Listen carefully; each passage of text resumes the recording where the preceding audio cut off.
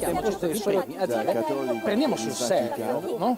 L'uscita da questo umano che abbiamo conosciuto e costruiamo un'altra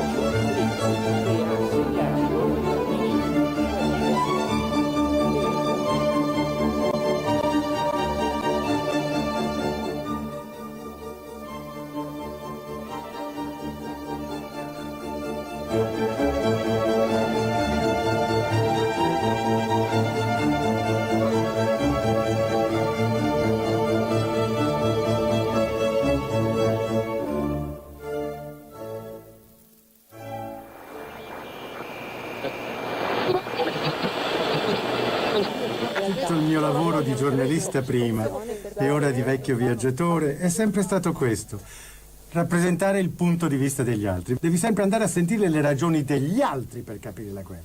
Se non capiamo questo, secondo me è una cosa importantissima. Non capiamo perché viviamo, non viviamo coscientemente in quelle 1000 dimensioni nelle quali siamo fortunati di crescere, ma che per convenienza, per abitudine, per schiavitù intellettuale finiamo per dimenticare.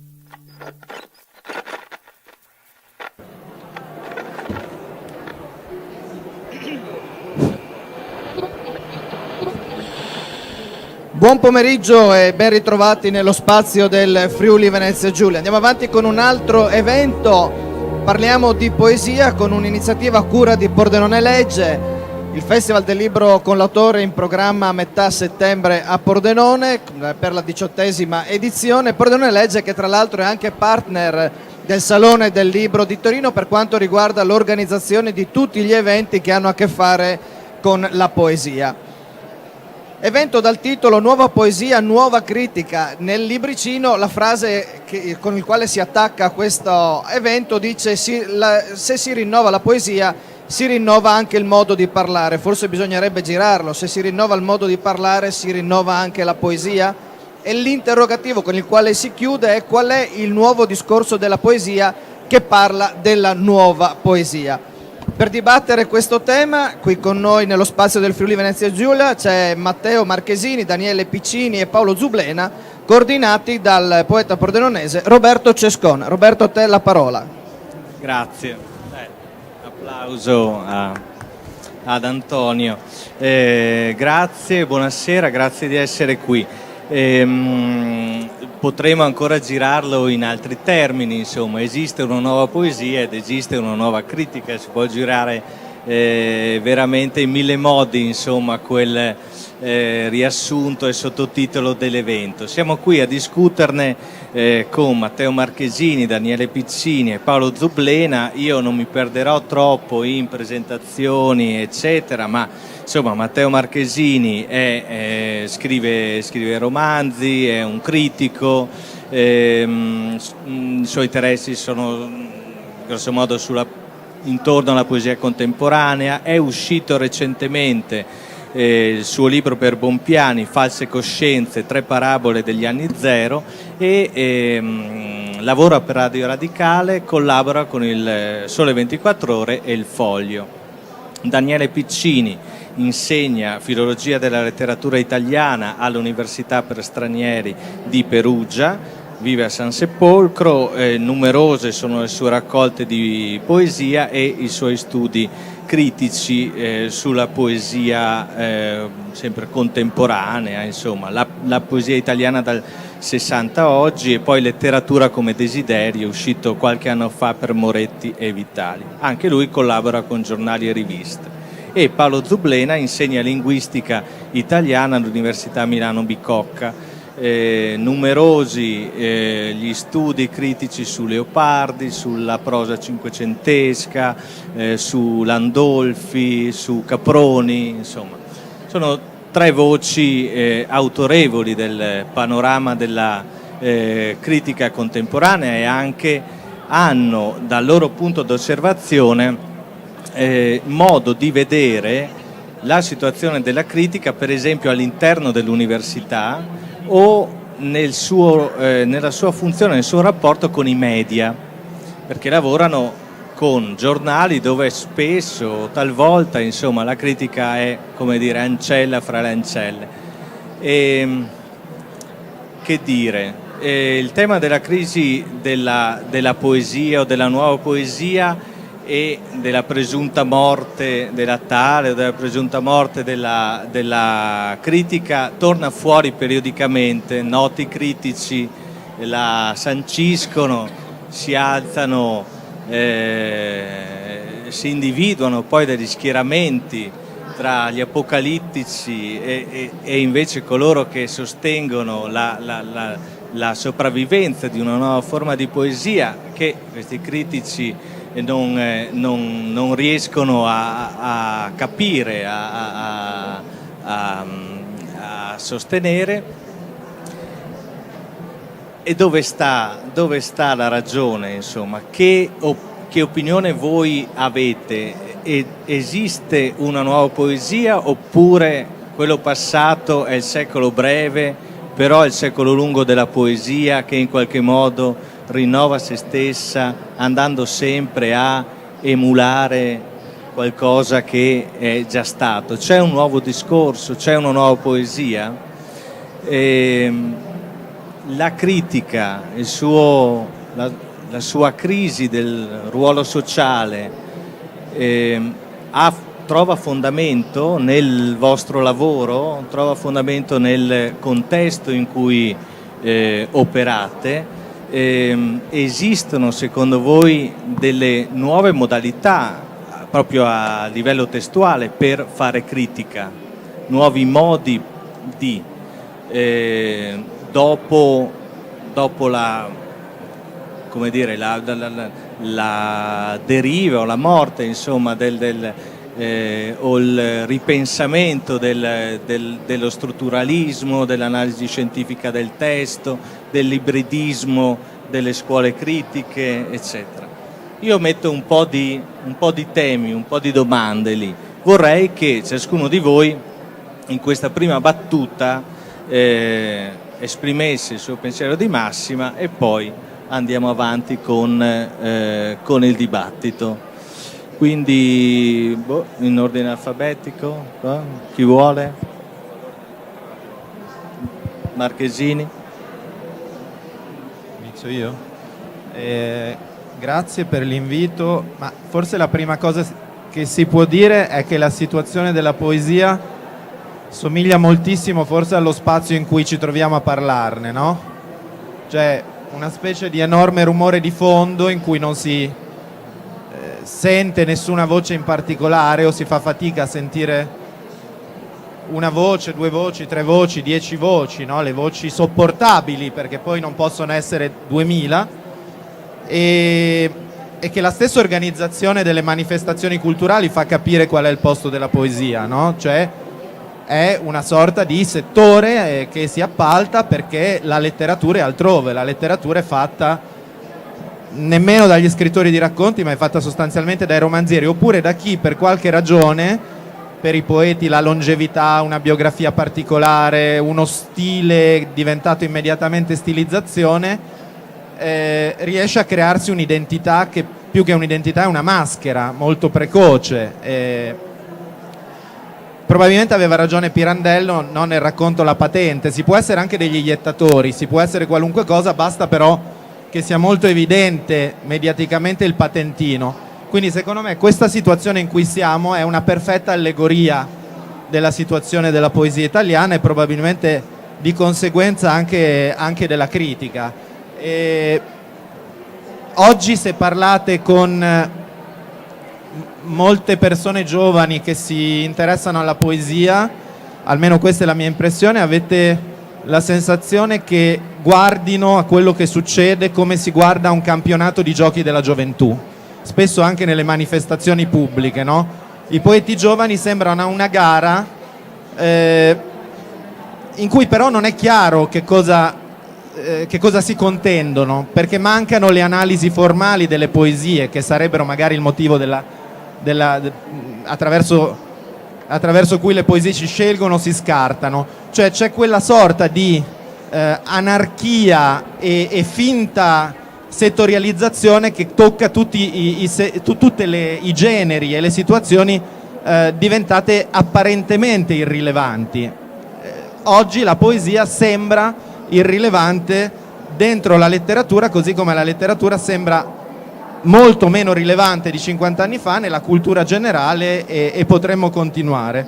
Può essere che sia un'apparenza, ma è un'apparenza molto, secondo me, molto forte.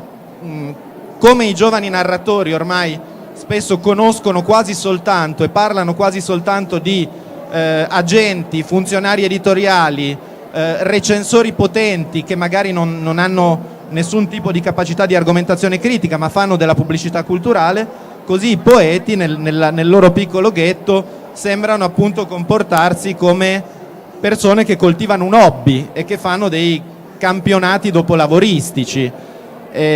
Questo ovviamente è un problema. Poi in realtà la poesia c'è, e c'è secondo me anche intanto perché è difficile capire quando davvero i generi letterari muoiono, vivono. Non credo affatto che la poesia sia morta. E poi, per chiudere questa prima risposta, perché se è morta, probabilmente è morta nel senso di genere con una sua con i confini netti definiti, è morta da 2 secoli. Cioè la morte della poesia ce l'ha raccontata Leopardi a suo modo, e da lì in poi niente è stato più come prima. Paradossalmente il fatto che nella modernità sia un genere del tutto antistorico, che appare anacronistico come appariva già a Leopardi, la rende più emarginata, ma anche più libera di sperimentare rispetto a generi che invece sono molto storici o magari storicistici, ma che proprio per questo sono più schiacciati sulla cronaca.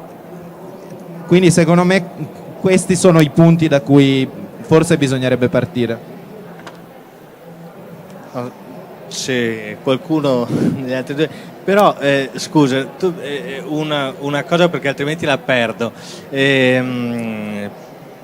Parlavi della poesia, in qualche modo dell'esposizione della poesia, magari anche nei festival, nelle manifestazioni, e si svapora, no? In qualche modo questa produce l'effetto contrario, no? Una sovraesposizione che perde le ragioni di fondo, no? E rappresenta e testimonia, rischia insomma di testimoniare uno scomparire della poesia. Però in questo c'è una differenza tra la poesia e la critica, perché la poesia almeno ha questa sovraesposizione, mentre la critica non gode nemmeno di tale presenza rischiosa all'interno delle manifestazioni o dei media. Cosa pensi? Ma perché penso che non c'è spazio per un discorso critico da molto tempo sui giornali, non c'è quasi, perché o si chiedono recensioni o si chiedono polemiche sui fatti del giorno. Questi sono i 2 sottogeneri generi o sottogeneri che vengono richiesti. Poi penso che la critica in realtà dovrebbe essere in ogni caso il più possibile, più che mai oggi, con nessun potere. Cioè dovrebbe essere il potere dell'argomentazione quando c'è, perché c'è già tanta confusione, no? Tra le posizioni che occupano le persone e il valore della letteratura, confusione che è fisiologica da un lato, ma che aumenta quando diminuisce la rilevanza dell'oggetto, per cui i meccanismi di potere si fanno molto più incontrollati, che credo che il critico, tra virgolette, disarmato, che può semplicemente essere ascoltato o no per le proprie argomentazioni, sia la cosa migliore. Infatti mi impressiona sempre quando qualcuno, e mi capita spesso, mi chiede davanti a uno scritto ma su un narratore, un saggista, un poeta, mi arrivano questi messaggi: ah, l'hai stroncato? Come se il problema fosse il sì o il no che si dice, mentre invece il sì o il no secondo me può essere interessante per degli amici che si trovano a cena, perché è l'opinione del fidanzato o della fidanzata, o perché qualcuno è una rockstar. Ma siccome, rispetto alle persone che me lo chiedono in generale, io non sono una rockstar e ho 13 lettori, e quello che dovrebbe interessare è l'argomentazione, cioè non è che... E quindi credo che in realtà il critico un po' è uno scrittore non visibile quando c'è, no? E credo che sempre di più non dovrebbe essere confusa quella che è la sua posizione pubblica da quella che è la sua capacità di argomentazione. Daniele? Tra l'altro mi sono dimenticato di dire prima che Daniele è uscito da pochissime settimane forse con un libro di poesia che si intitola Regni, edito da Manni. Ok. Sì, grazie, buonasera. La mia opinione, partendo dalla stessa situazione di fondo che ha descritto Matteo, è un po' diversa, cioè della crisi della poesia si parla da decenni e forse, come dice lui, volendo risalire si può arrivare fino a Leopardi. Uno dei miei maestri, infatti, di poesia, Luzzi, diceva che la crisi è lo stato permanente delle arti. Il problema non è mai la crisi, il problema è che cosa si fa con la crisi e che cosa la crisi ci obbliga a fare. La riflessione di alcuni di quelli che io considero maestri è stata questa: prendere atto che la poesia non è e non ha. La poesia non ha nessuna presenza. E allora che cos'è la poesia? Luzzi, in un saggio per me bellissimo, di cui consiglio la lettura, Verso Ragusa, dice che il destino del poeta è essere avuto, essere ricevuto, passare come dono di grazia e di canto in chi lo legge. A questo livello, lui dice, c'è il compimento del destino della poesia, che riguarda nella parola l'io e l'altro. Questo altro è così importante registrarlo in termini di audience, è così importante se ci troviamo in un angolo o nella sala centrale.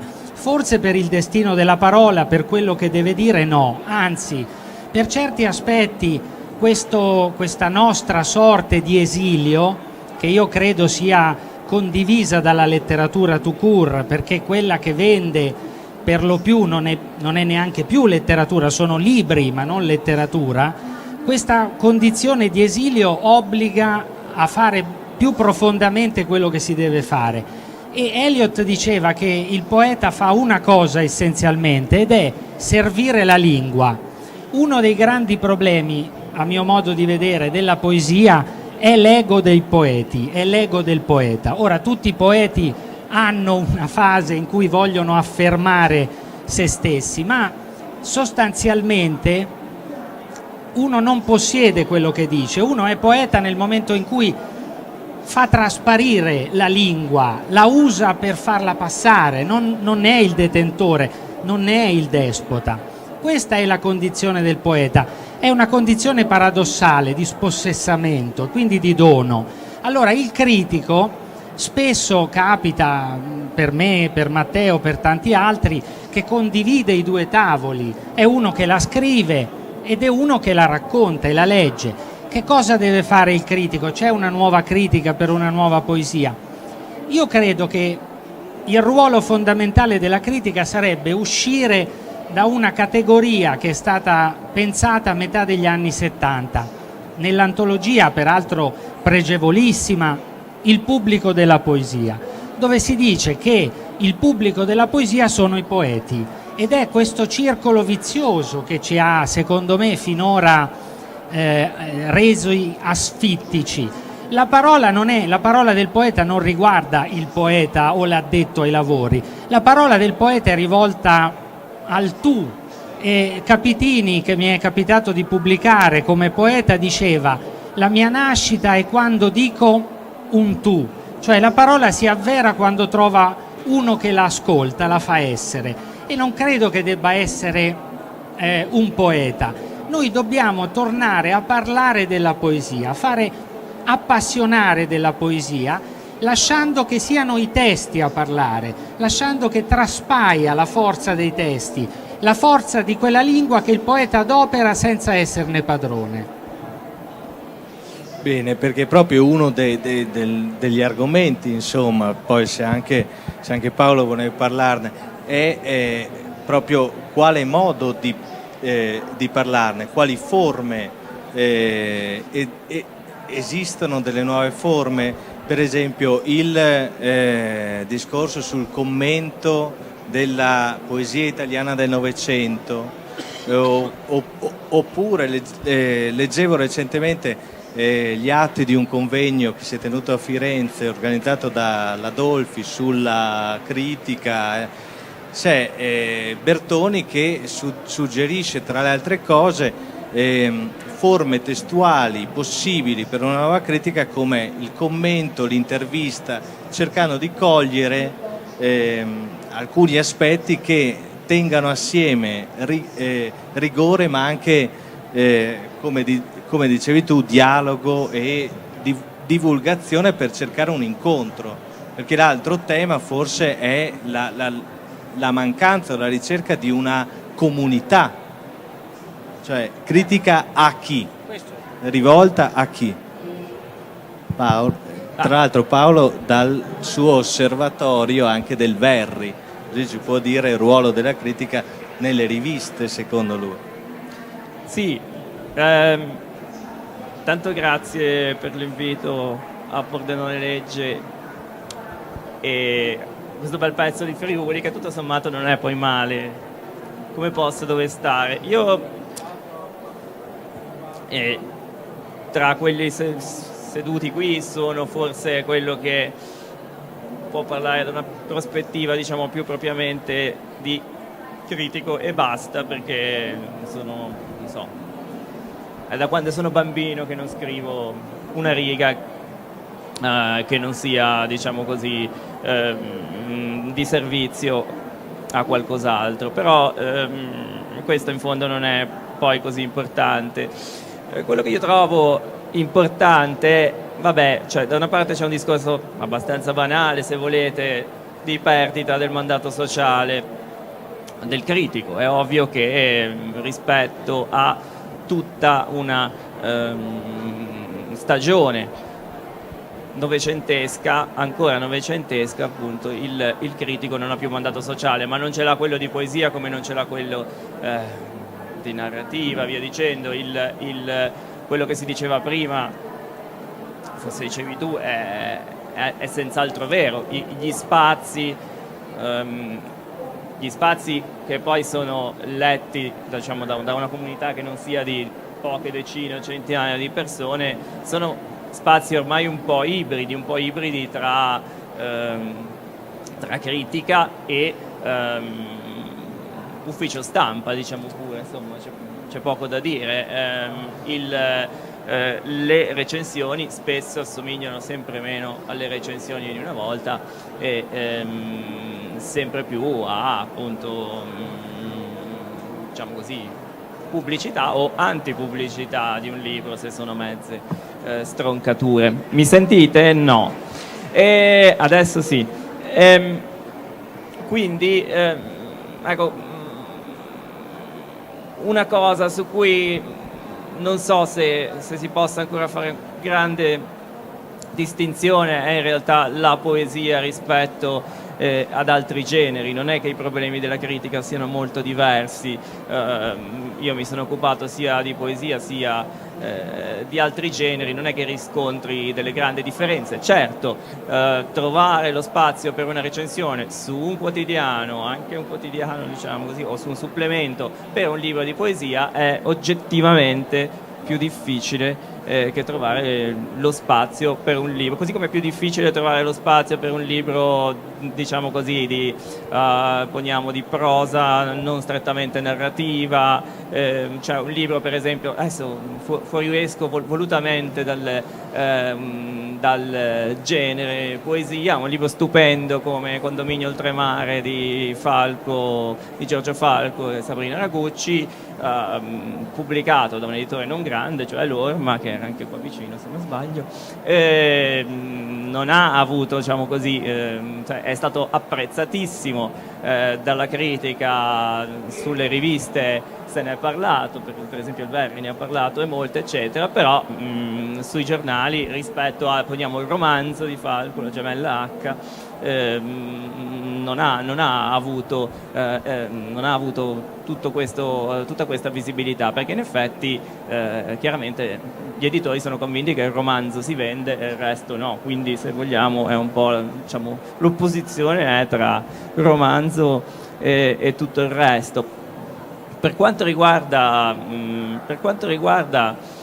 la funzione della critica e soprattutto la domanda di fondo che si faceva anche nel testo introduttivo, via dicendo, cioè se esista una nuova critica in corrispondenza di una nuova poesia, non lo so, secondo me il problema di fondo è che rispetto a una volta chi scrive poesia, specialmente al di fuori di un certo cotè, tende ad avere meno autocoscienza di quello che fa. Lo si vede anche da quando si scrive di se stessi, da quando per così dire si risponde ad interviste e via dicendo, eccetera eccetera. Questo è un problema anche per trovare, diciamo così, delle categorie intersoggettive con cui ci si possa confrontare tra critici, poeti, tra i poeti stessi quando fanno i critici e via dicendo. Questo è un problema reale. In questo senso, in effetti, una piccola porzione, diciamo così, di cui io mi occupo più volentieri, ma non esclusivamente, cioè il mondo, diciamo così, che continua la poesia più vicina a quella delle neoavanguardie, di solito ha una maggiore coscienza di quel che fa, il che non vuol dire che poi dal punto di vista del valore ottenga dei risultati estetici migliori. In genere c'è un po' più di consapevolezza. In tutto quello scenario invece che possiamo definire a grandi linee post-lirico, questo, nonostante ci siano degli oggetti interessanti qua e là, avviene un po' di meno.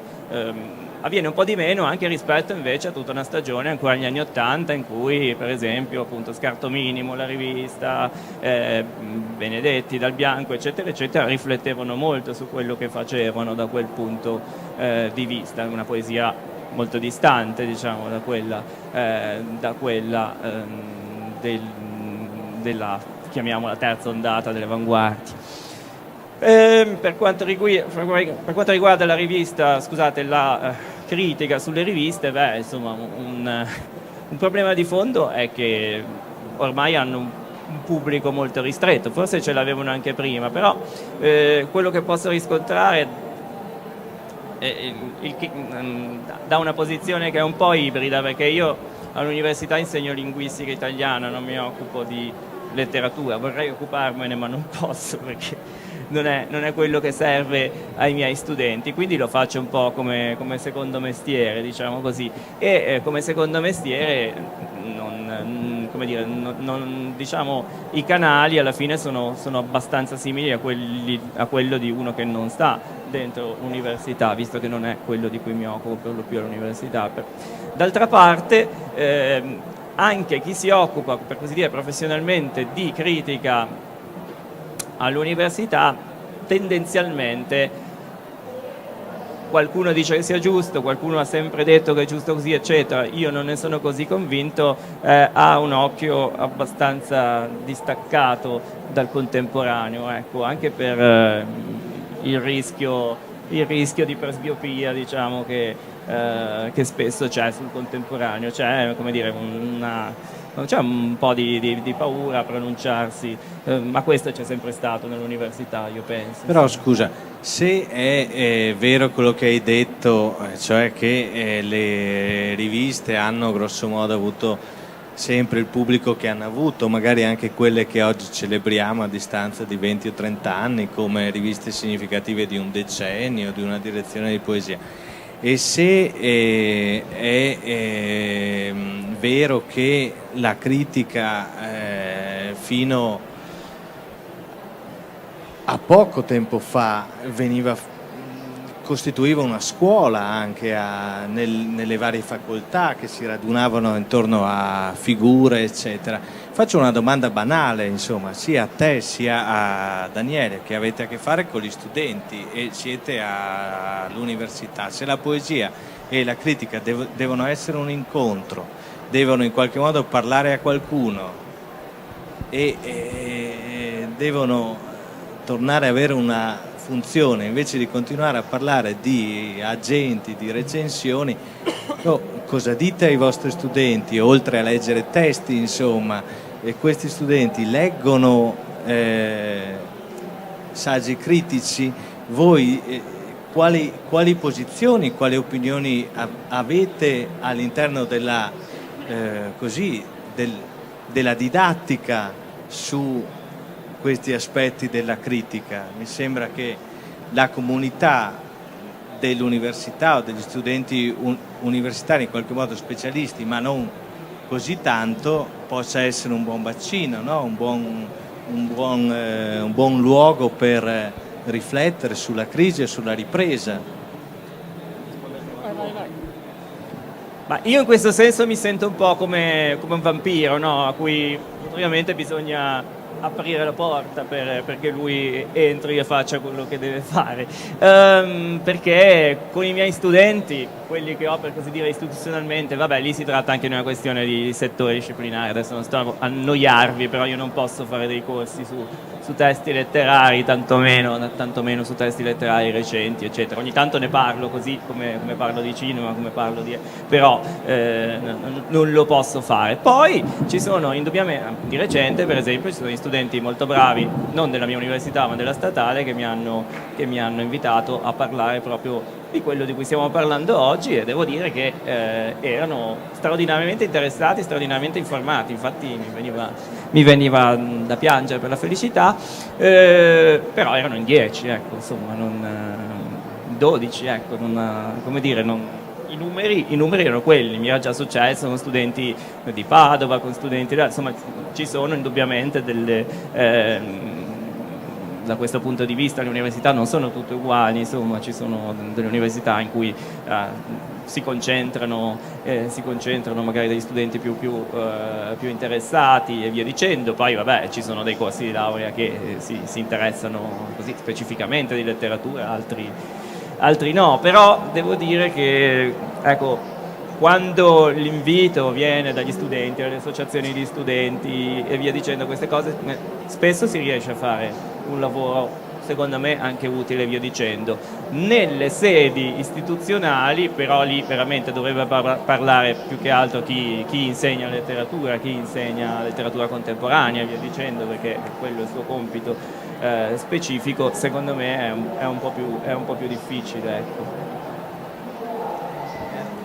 Ma io credo, come dicevo prima, che sia utile uscire dalle settorializzazioni, e quindi non limiterei la critica della poesia a quella che si fa in accademia, che è una parte, ed è una parte importante, anche perché ci sono stati dei grandi maestri di lettura stilistica, penso alla scuola di Mengaldo. Questo filone di studi prosegue ed è anche abbastanza vivace, però non può essere l'unica risorsa critica, perché dicevo prima, la poesia non è per i poeti, e la poesia non è neanche per l'università, e la poesia non è neanche per gli studenti universitari. La poesia riguarda chiunque, ognuno nella sua, diciamo, nel suo impegno la usa, la promuove, la fa passare, quindi è chiaro che chi insegna all'università la trasmette. Secondo me la cosa essenziale è far percepire l'attaccamento al testo, l'interesse per il testo, la complessità del testo. Il testo è un grande antidoto a tutte le semplificazioni, a tutte le banalizzazioni, a tutte le ideologie. Affezionarsi alla complessità del testo, questa è l'esperienza che sì, anche uno studente universitario può fare, e lo si può fare a partire da diversi punti di vista. Io personalmente leggo i testi soprattutto sulla base dei dati formali, insegno filologia della letteratura italiana, ne do una lettura prima di tutto linguistica, stilistica, ma in realtà qual è la scoperta che si fa leggendo poesia? Qualunque strumento si adopera, ci si trova davanti ad un enigma. Che cosa vuol dire il testo? E che cosa vuol dire il testo adesso per me?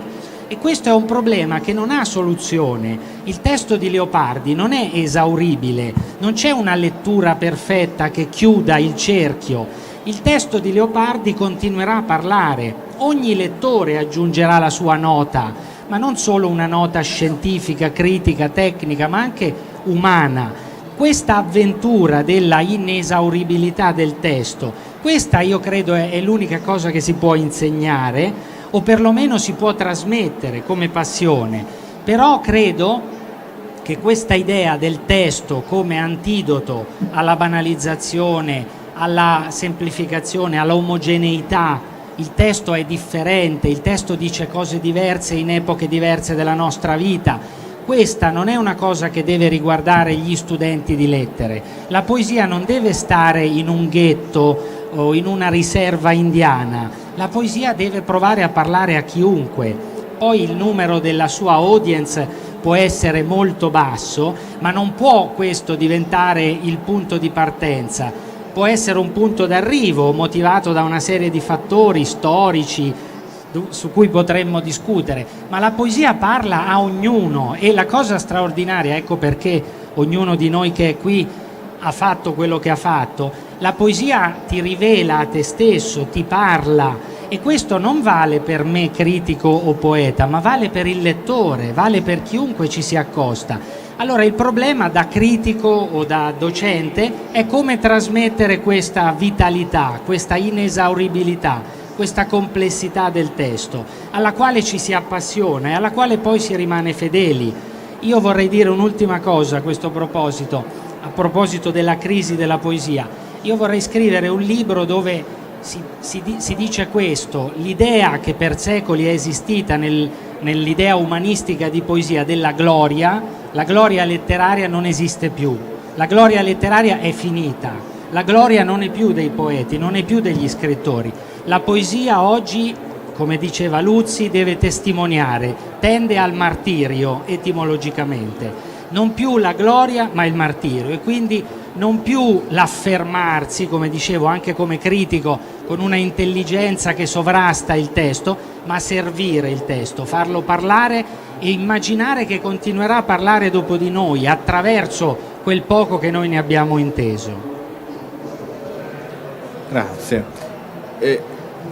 Volevo dire qualcosa, beh, bello, no? Posso replicare brevissimamente? Sì, ho anche visto Matteo che si appuntava delle cose per non perdere, ma... Poi lascio immediatamente la parola come giusto. Volevo solo dire che io non riesco a essere tanto in sintonia con questa ipostatizzazione, diciamo, ontologica della poesia. Cioè, secondo me la poesia non è diversa da qualunque altro oggetto estetico. In questo, da lettore ancora molto, come dire,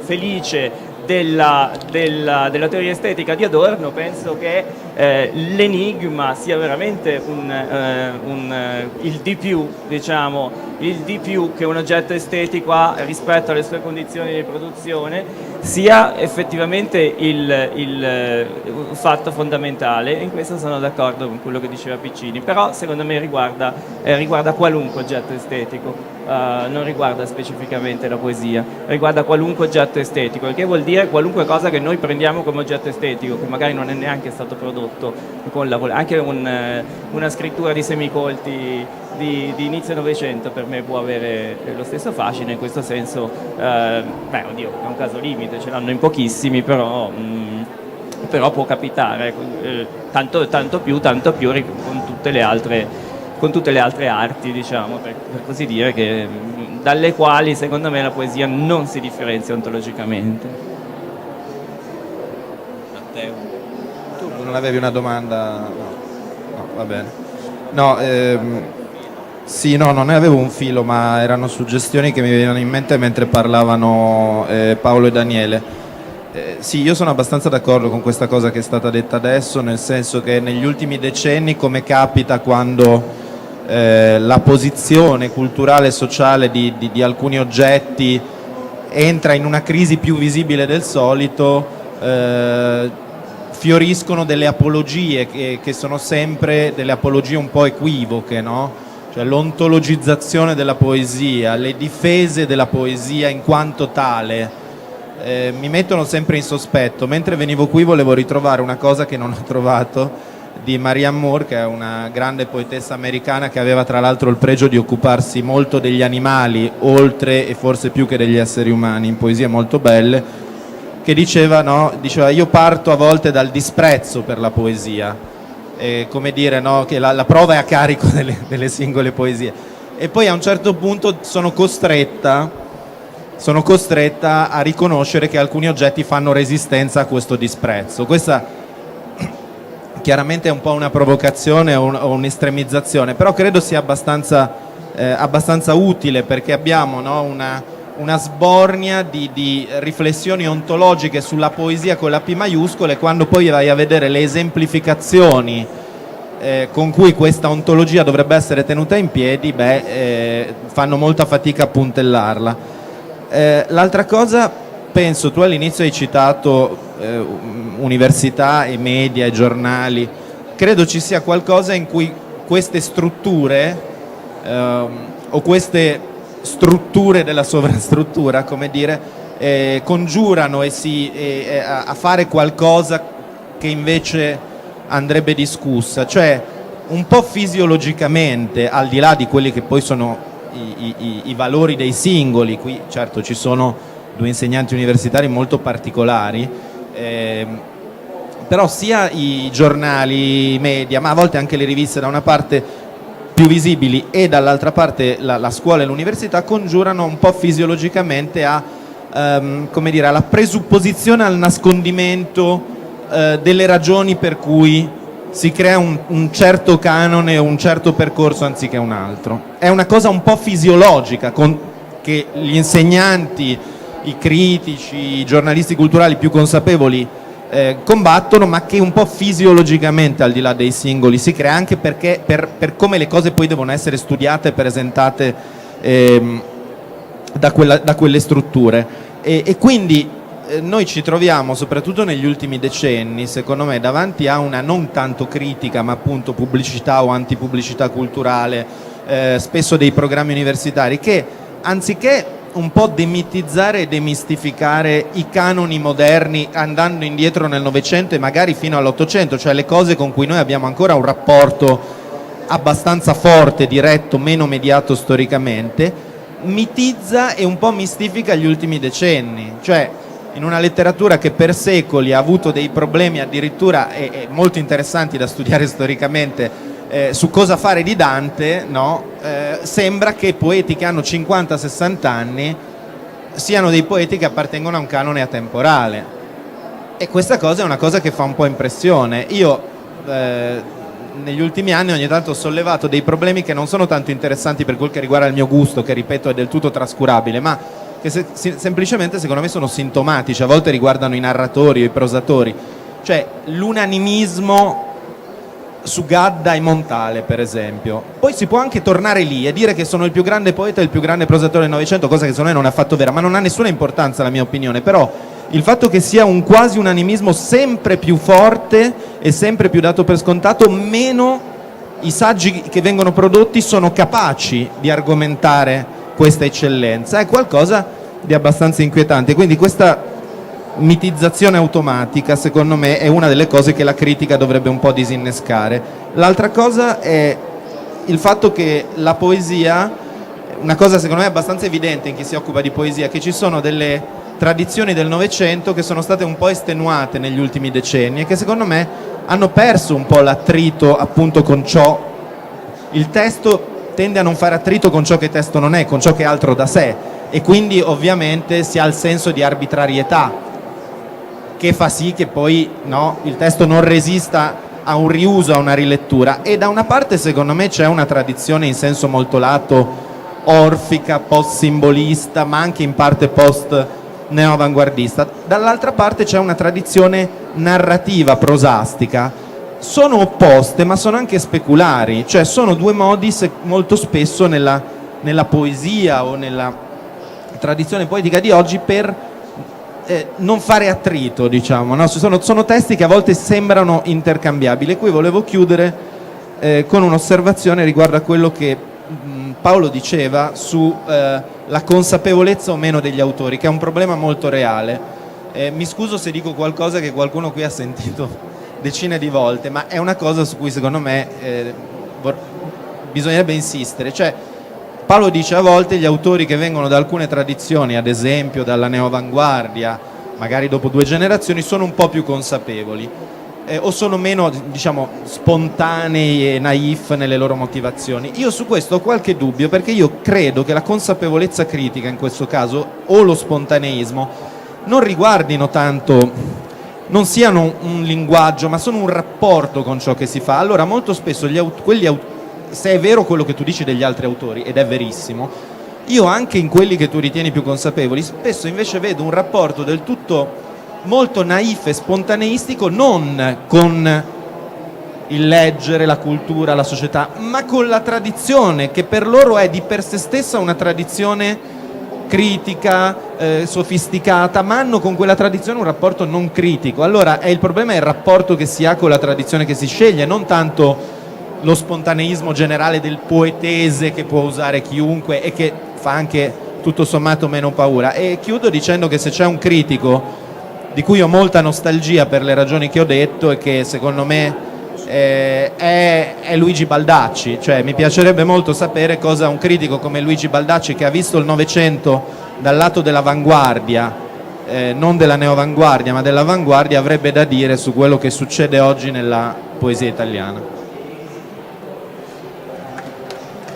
Mi hanno fatto dei brutti segni. C'era Daniele Piccini che ha chiesto, ma brevissimamente, no? Posso? Brevissimamente. Brevemente, come una poesia. No, questa idea che chi parla della poesia cercando di intenderla fa dell'ontologia o dei mitologemi non mi trova d'accordo, e vorrei dire questo: il vero luogo comune nella nostra cultura è la totale inservibilità e inutilità della poesia, è il disprezzo della poesia. Il disprezzo della poesia è quello nel quale noi siamo stati educati, è quello che ci circonda, è quello che noi vediamo continuamente, lo vediamo materializzato.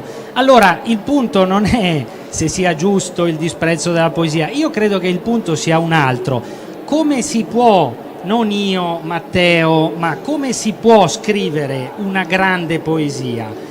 Quando Dante scrive la commedia, evidentemente era un poeta di straordinaria maestria, il più consapevole di tutta la sua tradizione che in lui culminava. Però Dante non avrebbe mai potuto pensare la commedia se non rovesciando questo predominio del poeta sulla sua materia e dicendo: fammi vaso. Solo facendosi vaso può immaginare la commedia, perché sennò la sua bravura si sarebbe estenuata, sarebbe stata un oggetto estetico mirabile, ma non la commedia. Cioè, la poesia esiste perché uno ascolta prima di parlare in persona propria, e questo flusso che c'è nella lingua lo si può chiamare in molti modi, lo si può analizzare scientificamente, ma è qualche cosa che è nell'esperienza di ogni poeta. E io temo molto, al di là delle opinioni individuali, il rischio di ridurre la poesia all'intelligenza dei poeti. La poesia non è l'intelligenza dei poeti. L'intelligenza del poeta sta nel saper capire come abbandonarsi alla lingua, come servirla. Perché se il poeta pensa di dominare il suo strumento, secondo me è lì che la poesia diventa inutile e poco interessante. Bene, grazie mille. A me dispiace chiudere così il dibattito, ma lasciamo dei 2 punti, cioè quindi se ne può parlare, si può continuare a dibattere su un tema che vedo appassiona molta gente. Grazie quindi ai nostri ospiti, vi ricordo fra pochissimi minuti un altro appuntamento sempre dedicato alla cultura nel Pordenonese. Ore 17:30, ancora appuntamento nello stand del Friuli Venezia Giulia. Grazie.